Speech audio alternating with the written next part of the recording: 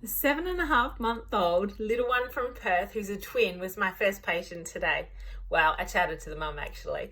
And she reached out to me because he's got gut issues. He's refluxy, he's vomity, he doesn't seem happy. His twin brother is fine and happy, but I can't say his name, but little man wasn't very happy. And so what I did today was I walked mum through a plan to try to improve his reflux. Now, reflux in babies can be really tricky to work out because reflux can be caused by the anatomical relaxation of the sphincter, which joins the esophagus to the stomach. So some babies just have this sphincter, which, well, all babies have a sphincter. We all have a sphincter where the esophagus joins the stomach. But when that sphincter relaxes too often, it allows the stomach contents to come back up too often, and that's what causes reflux in little ones. And reflux is very, very common in babies, and they often outgrow it by the age of about 1.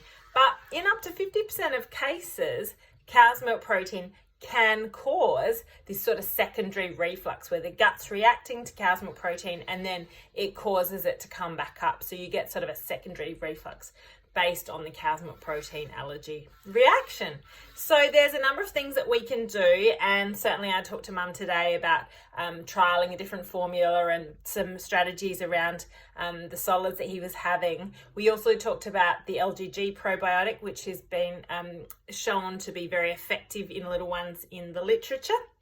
And we also talked about vitamin D because that's another thing that we need to look at in babies under 1. So it was a great conversation and I think we're really going to help him. But I just wanted to, normalize reflux in little ones. It's very, very common and it can be really confusing to work out what the cause is. And often little ones are put on these reflux medications when it's not really going to do anything. It's just this anatomical problem. And whilst the reflux meds may reduce the acid in the stomach, it's not going to stop it coming back up. Sometimes actually dietary strategies will make the biggest difference. And that's why the international guidelines are that we shouldn't put kids on reflux medication before we've tried 2 weeks of a cow's milk protein and soy elimination. And that is the international guidelines. And unfortunately, not enough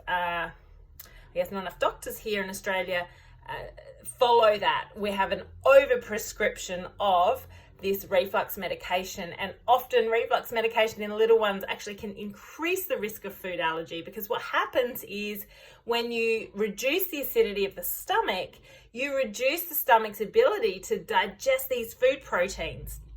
And when the food proteins are not being digested up into small enough little pieces, they actually pass down into the gastrointestinal tract in larger protein sizes, and that can actually then increase the risk of an allergic reaction to that food protein. So we need our stomach acid to not only break down the food proteins, but to kill off bugs and pathogens, and that's why our stomach is an acidic environment. So reflux medication certainly has its place with severe reflux, and some children do respond well to reflux medication, but a lot of children are put on it way too early and well before a trial has occurred removing dairy. So dairy is certainly something that you would want to look at first, dairy and soy, because in 30% of cases, children will have a problem with soy if they've got a gut-mediated problem with dairy.